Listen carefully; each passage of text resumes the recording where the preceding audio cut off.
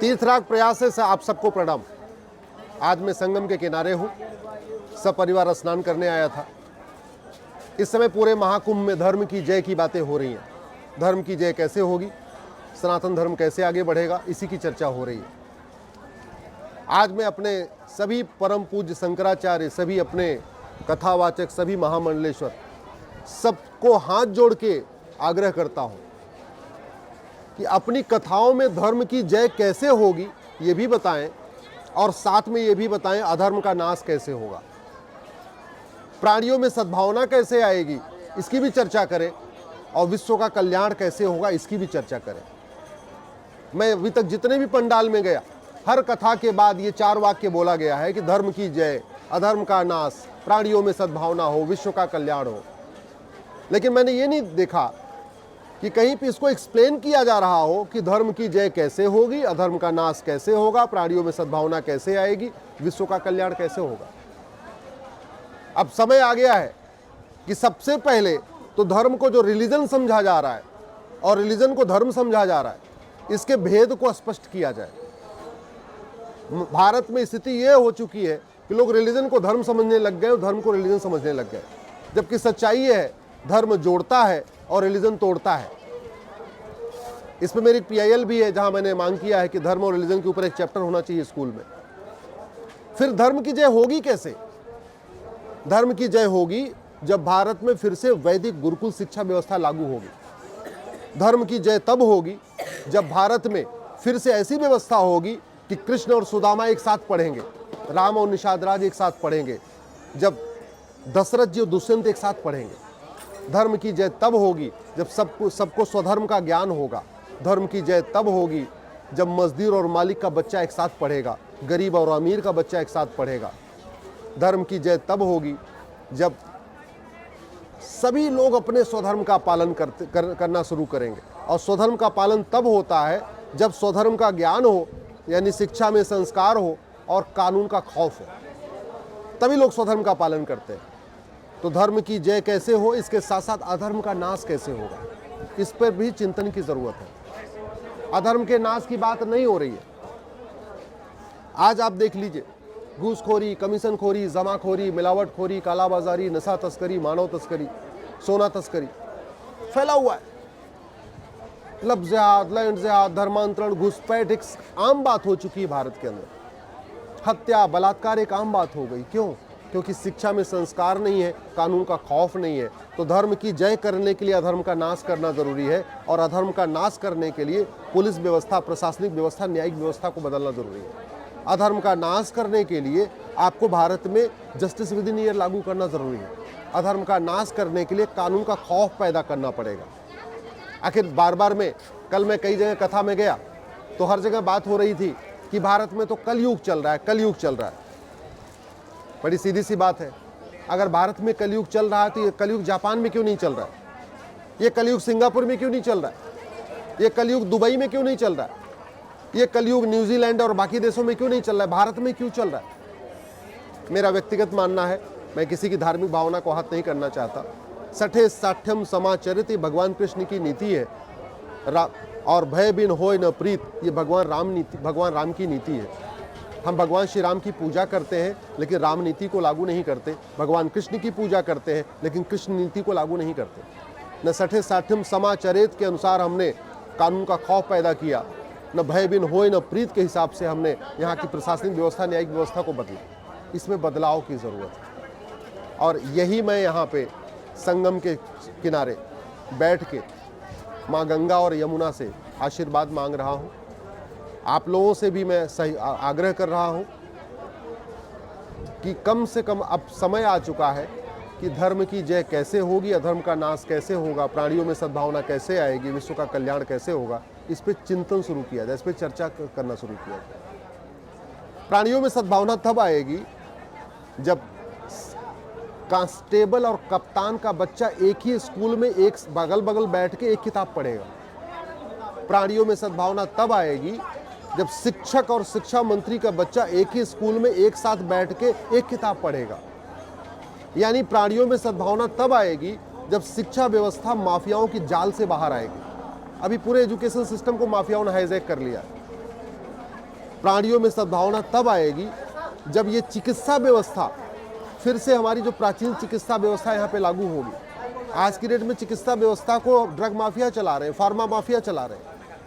हम स्कूल और कॉलेज में डॉक्टर कम पैदा कर रहे हैं, फार्मा दवा बनाने वाली कंपनियों के एजेंट ज़्यादा पैदा कर रहे हैं। ये कड़वी सच्चाई है। तो प्राणियों में सद्भावना तब आएगी जब समान शिक्षा हो, प्राणियों में सद्भावना तब आएगी जब समान चिकित्सा हो, प्राणियों में सद्भावना तब आएगी जब समान नागरिक संहिता हो, प्राणियों में समान धर्म की जय अधर्म तब होगी, अधर्म का नाश तब होगा जब यहाँ पे नियम कानून बदलेंगे। प्राणियों भारत का कल्याण तब होगा जब व्यापारियों का शोषण बंद होगा। भारत का कल्याण तब होगा, विकास तब होगा जब फिर से एक बार भारत में one nation one tax system लागू होगा। वर्तमान टैक्स के कारण व्यापारियों का शोषण हो रहा है, व्यापारियों को चोर समझा जा रहा है। वर्तमान टैक्स व्यवस्था के कारण व्यापारियों से उगाही हो रही है, एक्सटॉर्शन हो रहा है। वो तभी हो सकता है, व्यापारी तभी यहाँ से अच्छी तरीके विकास कर सकते हैं जब यहाँ पे जो टैक्स का कानूनों का मकड़ जाल है ना, इसको ख़त्म किया जाए। प्रतिवर्ष 5 लाख से ज़्यादा अच्छे लोग भारत छोड़ के बाहर जा रहे हैं। भारत भगवान श्री राम की भूमि है, भगवान कृष्ण की भूमि है, गौतम बुद्ध महावीर की भूमि है, छत्रपति शिवाजी महाराज गुरु गोविंद सिंह की भूमि है। इसके बावजूद लोग भारत छोड़ के ऑस्ट्रेलिया जा रहे हैं, भारत छोड़ के कनाडा जा रहे हैं, भारत छोड़ के सिंगापुर जा रहे हैं। क्यों? क्योंकि उनको लगता है भारत में कलयुग है, लेकिन उधर सतयुग है। और है वास्तव में सतयुग। भारत में जितना अवैध निर्माण है इतना दुबई में भी नहीं है, सिंगापुर में भी नहीं है, जापान में भी नहीं, अमेरिका में नहीं। भारत में जितनी चोरी है, झपटमारी है, लूट है, इतनी ना अमेरिका में है, ना सिंगापुर में है, जापान में है, ना दुबई में। भारत में जितना अब और एक्सटॉर्शन चल रहा है इतना बाहर नहीं है। तो कहने का मतलब भारत में कलयुग है क्योंकि यहाँ के नियम कानून घटिया है। भारत में कलयुग है क्योंकि यहाँ पे गुलामी के नाम चल रहे हैं। भारत में कलयुग है क्योंकि यहाँ पे गुलामी की मानसिकता चल रही है। भारत में कलयुग है क्योंकि गुलामी की शिक्षा चल रही है। भारत में कलयुग है क्योंकि गुलामी की चिकित्सा चल रही है। भारत में कलयुग है क्योंकि गुलामी की नागरिक व्यवस्था चल रही है। भारत में कलयुग है क्योंकि गुलामी की पुलिस व्यवस्था चल रही है। भारत में कलयुग है क्योंकि गुलामी की प्रशासनिक व्यवस्था चल रही है। भारत में कलयुग है क्योंकि गुलामी का टैक्स सिस्टम चल रहा है। भारत में कलयुग है क्योंकि भारत में आज भी गुलामी की व्यापार व्यवस्था चल रही है। भारत में कलयुग है क्योंकि आज भी गुलामी की सोच चल रही है। भारत में कलयुग है क्योंकि गुलामी की श्रम व्यवस्था चल रही है। भारत में कलयुग है क्योंकि भारत में गुलामी की कृषि व्यवस्था चल रही है। भारत में कलयुग है क्योंकि यहाँ भ्रष्टाचार है, और भ्रष्टाचार का मूल कारण है घटिया कानून। यानी अगर घटिया कानूनों को बदले तो भ्रष्टाचार खत्म होगा, भ्रष्टाचार खत्म होगा तो कलयुग खत्म हो जाएगा।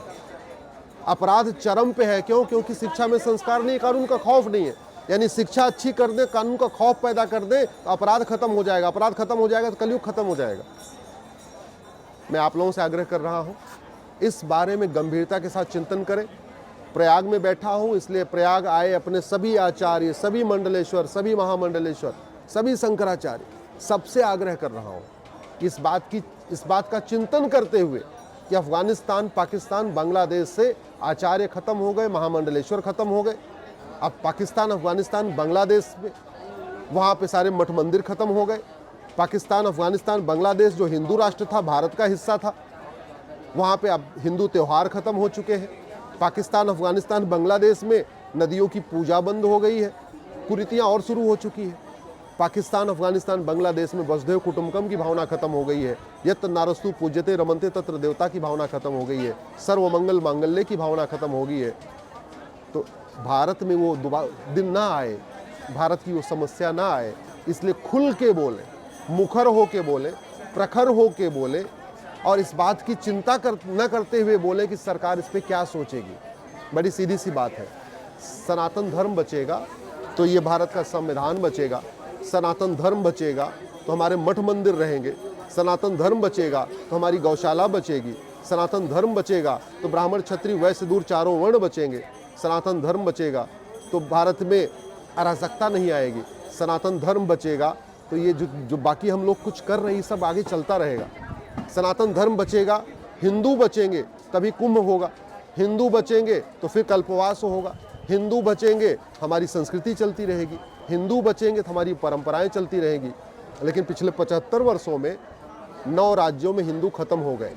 पिछले 75 वर्षों में 800 जिलों में से 200 जिलों में हिंदू खत्म हो गए। पिछले 75 वर्ष में 6000 तहसीलों में से 1500 तहसीलों में हिंदू खत्म हो गए।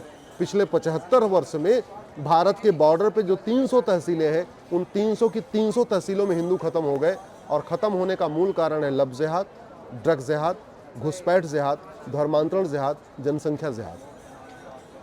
हमारी संस्कृति कायम बरकरार रखे, हमारा कुंभ चलता रहे, हमारे तीर्थ स्थल बने रहें, हमारे संस्कृति और हमारी परंपराएं चलती रहें, उसके लिए ज़रूरी है कि धर्म की जय हो, अधर्म का नाश हो, प्राणियों में सद्भावना हो, विश्व का कल्याण हो। लेकिन धर्म की जय केवल कहने से नहीं होगा और अधर्म का नाश भी केवल कहने से नहीं होगा। धर्म की जय करने के लिए भी नियम कानून बनाना पड़ेगा, बदलना पड़ेगा, और अधर्म का नाश करने के लिए भी नियम कानूनों को बदलना पड़ेगा। तो इसलिए मैं अपने सभी धर्म गुरुओं से कह रहा हूँ, इस बात पे चिंतन करें और अपने सभी कार्यक्रम में, अपने सभी बौद्धिक में, अपनी सभी कथाओं में इस पर गंभीरता के साथ चर्चा करें। प्रणाम।